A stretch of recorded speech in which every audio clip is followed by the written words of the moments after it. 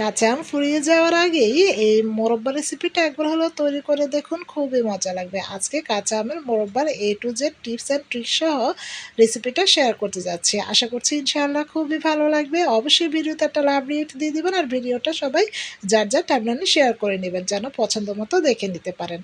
আর মোরব্বা করার জন্য শক্ত আটিওয়ালা কাঁচা আমগুলোকেই সিলেক্ট করতে হবে। এরকম মাঝ বরাবর ২ ভাগ করে আমি আমগুলোর খোসা ছাড়িয়ে ধুয়ে নিয়েছি। আর এখন এগুলোকে কেচে নেওয়ার পালা। আমাদের সবার ঘরেই কমবেশি এরকম কাঁটা চামচ থেকে থাকে। তো কাঁটা চামচ দিয়ে এই আমের এক সাইড থেকে শুরু করে একেবারে পুরো আমটাকে কেচে নিতে হবে কাঁটা চামচ দিয়ে। এমনভাবে কাচতে হবে যেন আমের আটি পর্যন্ত পৌঁছে যায়। এই কাজটা কিভাবে করতে হবে ভিডিওটা দেখে আপনারা বুঝে নিতে হবে, কারণ সব কিছু তো আর বলে বোঝানো যায় না। আর এরকম ভালোভাবে কাঁচা হয়ে গেলে যখন আঙুল দিয়ে চাপ দিলে রসটা অটোমেটিক এভাবে বের হয়ে আসবে, তখন বুঝতে হবে এই আমগুলো কাঁচা হয়ে গিয়েছে। আর আমি এখন আমগুলোকে নর্মাল পানিতে ভিজিয়ে রাখবো। আর এই পানিতে আমি ২ টেবিল চামচ লবণ আগেই মিক্সড করে নিয়েছি, যেটা আসলে সরি অফ স্ক্রিনে করা হয়েছে তাই ভিডিওটা নেওয়া হয়নি। তো আমি আমগুলোকে প্রায় ৩ থেকে ৪ ঘন্টার জন্য কমপক্ষে ভিজিয়ে রাখবো। এর থেকে বেশিও ভিজিয়ে রাখা যায়। তো ৩-৪ ঘন্টা পর দেখেন ফিরে আসলাম, আমগুলোর এখন এই অবস্থা।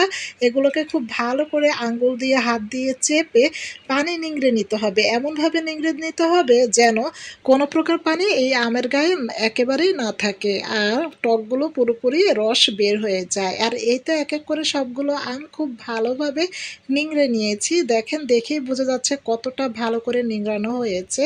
এখন চুলায় একটা পরিষ্কার প্যান বসিয়ে আমি ২ কাপ চিনি অ্যাড করে দিচ্ছি। ১ কেজি আমের জন্য ২ কাপ চিনি পারফেক্ট রেশিও। আপনারা ইচ্ছে করলে আরও বেশিও দিতে পারেন।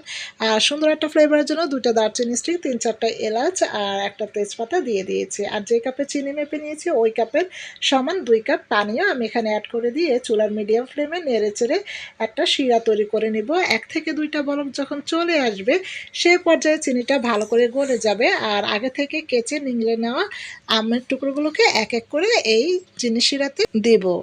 যখন এই আমের টুকরোগুলো দেওয়া হয়ে যাবে তখন ভালো করে নেড়েচেড়ে আমের ২ পাশে চিনি শিরাটা যেন লেগে যায় সেভাবে দিতে হবে। আর এ পর্যায়ে চুলার ফ্লেম একেবারে শুরু থেকে শেষ পর্যন্ত মিডিয়াম লো ফ্লেমে থাকবে। ৩০ থেকে ৩৫ মিনিটের মতো জাল দিব। আর এ পর্যায়ে কোনো প্রকার ঢাকনা দেওয়া যাবে না আমের মোরব্বাটা তৈরির ক্ষেত্রে, নয়তো পানি উঠে যাবে অতিরিক্ত। তো আরেকবার প্রায় আমি ৫ মিনিট পর একটু নেড়েচেড়ে দিচ্ছি। আর এটাই হচ্ছে লাস্ট নাড়া। এরপর কিন্তু আর নাড়াচাড়া করা যাবে না। যখন চিনি শিরাটা এরকম ঘন হতে শুরু করবে আর আমগুলো বয়ল হতে শুরু করবে, সে পর্যায়ে এরকম পাতিলের ২ প্রান্তে একটু ধরে আলতোভাবে হেলিয়ে দুলিয়ে নেড়েচেড়ে দিতে হবে। আর এই পর্যায়ে নাড়তে গেলে কিন্তু আমের টুকরোগুলো ভেঙে যাবে, যেহেতু আমের টুকরোগুলো নরম থাকে অতিরিক্ত। আর দেখেন অলরেডি কিন্তু ৩০ থেকে ৩৫ মিনিট পর ফিরে আসলাম। আর দেখেন চিনি শিরাটা একেবারে আমের গায়ে গায়ে চলে এসেছে, শুকিয়ে এসেছে প্রায় মাখা মাখা।